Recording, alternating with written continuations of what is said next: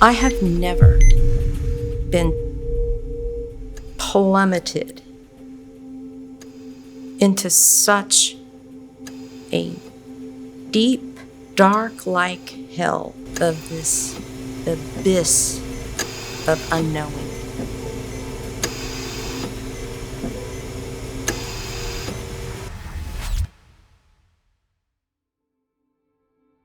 Happy birthday, dear Jessica. Happy birthday to you. Make a wish. Jessie was this little blonde, beautiful, perfect child who was funny and sweet and happy. And, we had 2 boys, so she was the baby. She was a bundle of chatty energy. She was always talking and always moving and always reaching. She was a leader. She was so active in her youth group.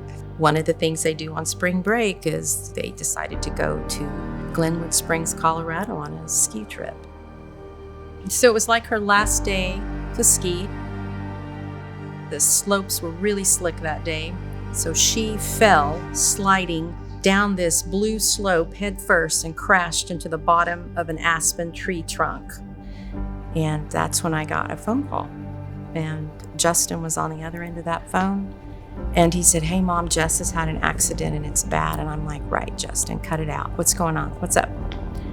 And he's like, "No, Mom, I'm serious." And I'm like, "Come on, man, this isn't funny." And he's like, "Mom, listen to me." And all of a sudden I could hear this helicopter in the background. And I'm like, is that what, baby, what's happening? He goes, "Mom, she's had a really bad accident.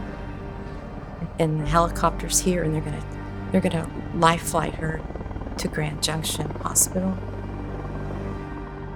Finally talked to an emergency room physician in Grand Junction. He said she's had a massive brain injury.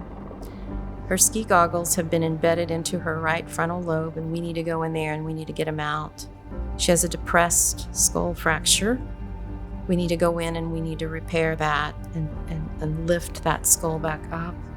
Her orbits of her eyes have been fractured. We need to go in and repair the orbits of her eyes. Is she going to be there when I get there? They said, "I can't promise you anything." The pain was so intense that I felt like I was going to explode from the inside out, and it wouldn't stop.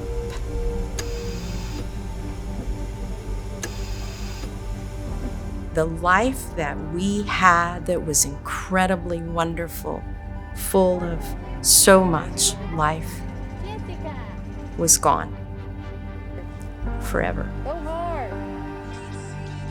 And there was not anything we could do except witness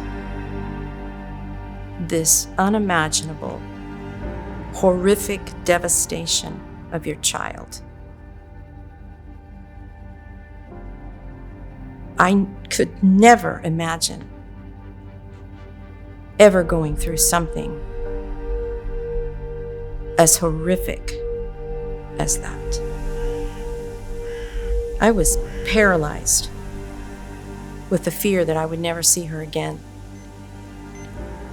I was paralyzed with the fear that she was not going to survive this surgery of both sides of her skull being removed. Is she going to wake up? And if she wakes up, is she going to know me? In that hospital room, in the ICU, was a dark forest.